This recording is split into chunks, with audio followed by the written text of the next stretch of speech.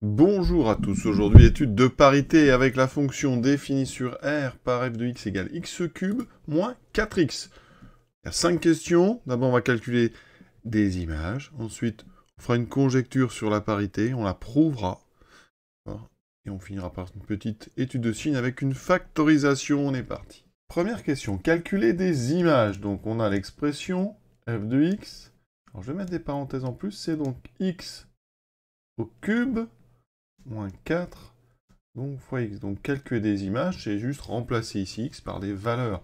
Si on demande f de 0, c'est l'image de 0 par f. On remplace donc partout où il y a x, on met 0 à la place. Ça veut dire qu'ici, on va calculer 0 donc, au cube. Alors, on ne va pas mettre forcément les parenthèses. Par contre, ici, on va mettre 4 fois 0. Ça veut dire qu'ici, on peut considérer que c'est donc x au cube moins 4 fois x. Les parenthèses vont être utiles quand x, eh bien, c'est un nombre négatif. Et quand il y a un moins ici, pour 0, ça ne sert à rien. On voit tout de suite, ça fait 0 moins 0, donc ça fait 0. Ensuite, f de 1, c'est pareil, 1. On n'a pas besoin des parenthèses, on va écrire 1 au cube moins 4 fois 1. 1 au cube, ça vaut 1. Moins 4 fois 1, 4. Donc 1 moins 4, ça fait moins 3. On continue. Là maintenant, on a f de moins 1. Il y a un moins. Donc, on va devoir mettre des parenthèses pour que le cube travaille sur le moins, enfin sur le 1 et sur le moins. D'accord? C'est très important ces parenthèses. Et pareil ici, on aura 4 moins 1. Donc ça veut dire qu'ici, moins 1 au cube, ça c'est très important. Il y en a une puissance impaire, donc le moins, ça va donner un nombre négatif. Donc ça fera moins, et le cube de 1 vaut 1. D'accord? Pour ceux qui ont un petit peu de mal, ça fait moins 1 fois moins 1 fois moins 1. Ça, c'est moins 1 au cube. Donc, vous avez 3 facteurs, et il y a donc 3 moins. Et ensuite, on a 1 fois 1 qui vaut 1. Moins 4 fois moins 1. D'accord? On pourrait l'écrire comme ceci. Moins fois moins, on sait que ça fait plus, donc ça fait moins 1 plus 4 fois 1, 4. Donc ça fait 4. 4. Ici, alors moins 1 plus 4, ça fait 4 moins 1. On peut écrire ça dans l'autre sens, et donc ça fait 3. Vous voyez, première remarque, on en parlera juste après, c'est qu'f de 1 c'est moins 3, f de moins 1 c'est 3. Il y a un lien déjà ici. Il nous reste f de 3 et f de moins 3, donc 3 étant positif, je n'ai pas besoin de mettre des parenthèses, 3 au cube, moins 4 fois 3. 3 au cube, ça fait 3 fois 3 fois 3, donc 3 fois 3, 9 fois 3, 27, moins 4 fois 3, 12, 27 moins 12, ça me donne 15. Ensuite, moins 3, là, il faut absolument mettre des parenthèses pour que le cube travaille sur le moins. Et moins 4 fois moins 3. Ça me donne moins 3 au cube, donc il y aura un moins. Et 3 fois 3 fois 3, on l'a déjà dit, ça fait 27. Donc vous voyez, moins 3 au cube, ça fait moins 27. Ensuite, moins 4 fois moins 3, ça fera cette fois-ci plus, donc plus 12. Moins 27 plus 12, hein, pour ceux qui ont du mal, hein, c'est 12 moins 27. Ça va donc faire moins 15. Et non pas, hein, il y en a beaucoup qui vont faire 27 plus 12, hein, qui vont donner moins 39. On fait très attention ici. Donc maintenant, on passe à la conjecture. Qu'est-ce qu'on vient de remarquer ici? On remarque quoi? Bon, d'abord f de 0 égale 0. Ça, on note. Ensuite, f de 1, ça fait moins 3. F de moins 1, c'est 3. Donc on remarque que si on fait f de moins 1, c'est exactement l'opposé de f de 1. Il y a juste un moins entre les deux. Et pour moins 3, c'est pareil. F de moins 3 et f de 3, ils sont opposés. Donc ici, f de moins 3, c'est moins f de 3. La définition des fonctions pair impair ici, elle est intéressante parce que, je rappelle qu'une fonction, donc on dit que f est impair sur un intervalle, sur un ensemble, i, si et seulement si, pour tout réel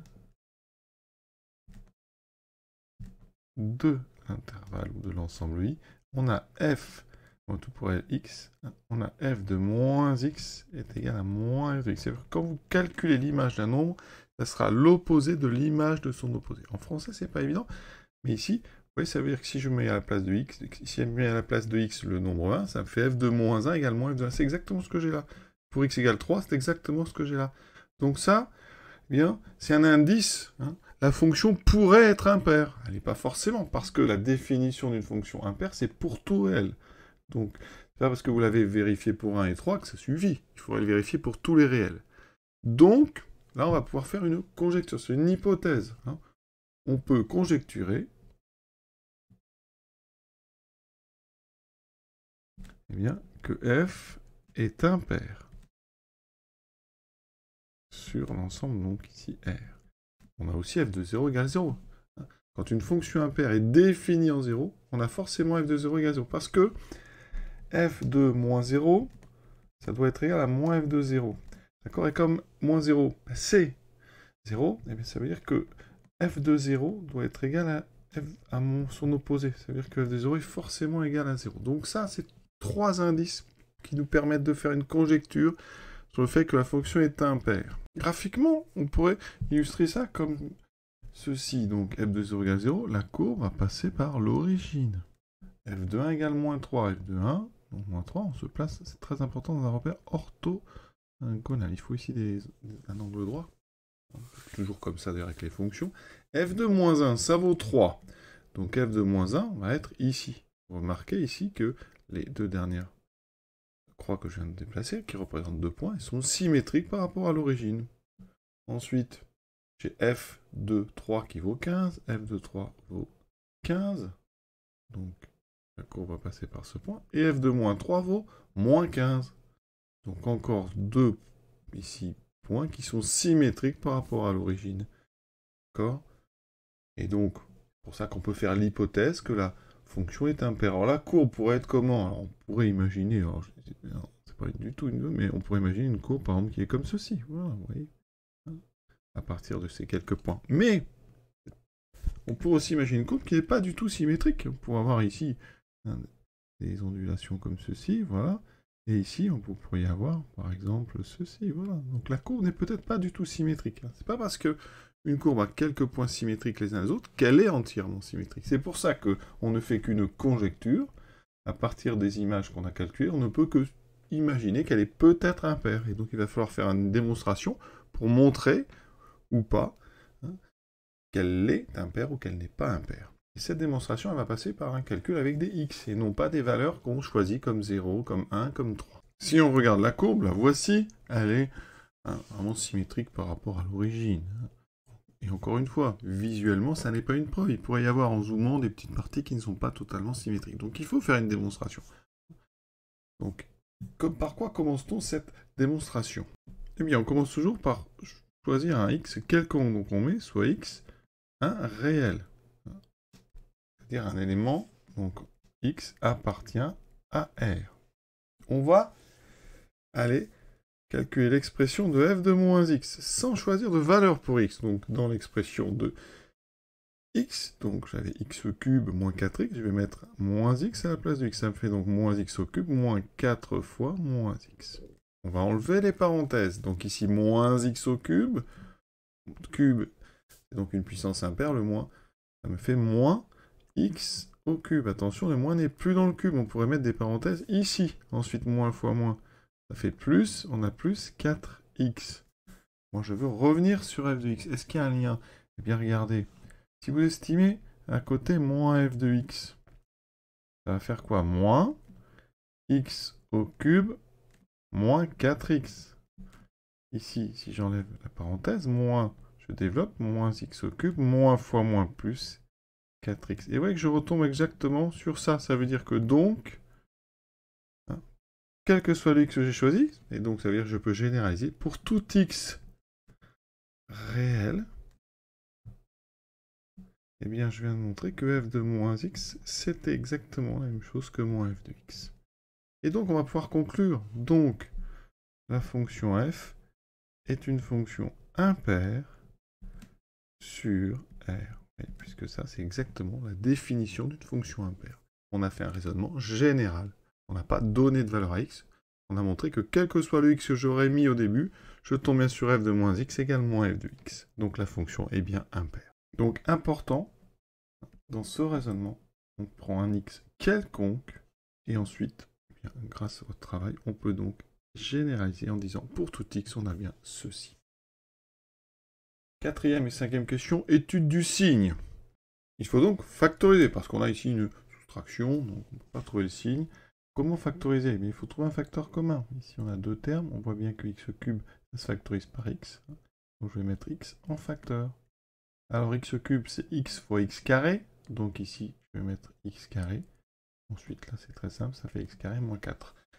Et ici, il va falloir continuer à factoriser parce qu'on a un degré 2, hein, avec une soustraction. Hein. Donc ça, vous devez remarquer une identité remarquable, parce qu'x carré moins 4, c'est x carré moins 2 au carré.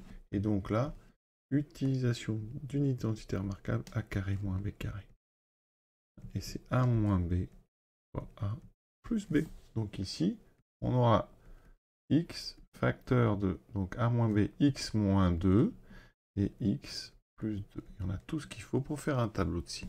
Pour faire le tableau de signes d'un produit, on peut une première ligne avec les valeurs de x. Ici, on est sur R, donc on va de moins l'infini à plus l'infini. On met ensuite chacun des facteurs, donc x, x moins 2, x plus 2. On indique le signe. À chaque fois, on a une expression affine. Donc il va falloir regarder la pente, le coefficient des vecteurs. Donc 1 ici, 1, 1, c'est des pentes qui sont toutes positives. Donc on a des tableaux moins 0 plus. Alors x s'annule en 0, donc on va mettre un 0. Ensuite, x moins 2 égale 0. Et donc quand x égale 2. Et on a x plus 2 égale 0. Donc x égale moins 2. Alors ça c'est normal parce que la fonction est impaire. Donc on a, vous voyez, ici une symétrie dans les nombres qui apparaissent. On a le 0, et on a le moins 2 et le 2. Donc on a ici 4 colonnes. Donc x s'annule en 0. On a dit que la pente était positive, donc c'est du moins moins 0 plus plus. X moins 2 s'annule en 2. La pente est positive, donc c'est pareil, moins avant le 0, plus après. La troisième s'annule en moins 2. Une pente positive, donc moins 0 plus. Donc après on fait le produit, il y a 3 moins, ça fait moins. On descend ici les 3 zéros, parce que c'est un produit. Ici on a plus, moins, plus. Et on a terminé. Ça c'est le signe donc de notre fonction. Et on remarque que ici l'imparité est encore intéressante parce que ce tableau, alors les signes, vous voyez, il n'y a pas de symétrie, mais par rapport à 0, là j'ai moins, là j'ai plus, là j'ai plus, là j'ai moins. C'est normal puisqu'on a une symétrie centrale. Et rappelez-vous la courbe. Hein. Ici, donc on a moins 2, 2. On a une courbe qui est symétrique par rapport à l'origine. Et donc le signe aussi, enfin il n'est pas symétrique, il est opposé. Donc là, cette partie qui est au-dessus va donner une partie en dessous. Donc là j'ai un signe positif entre moins 2 et 0. Je trouve de l'autre côté un signe négatif, vous voyez. Avant moins 2, on est dessous, on a un signe négatif. Après 2, on a donc un signe positif. Et les 0 ici, on les retrouve. Et ils sont une symétrie, encore une fois, par rapport à 0. Voilà, l'exercice est terminé. C'est un exercice sympa hein, sur la parité et les études de fonctions. Voilà, à bientôt.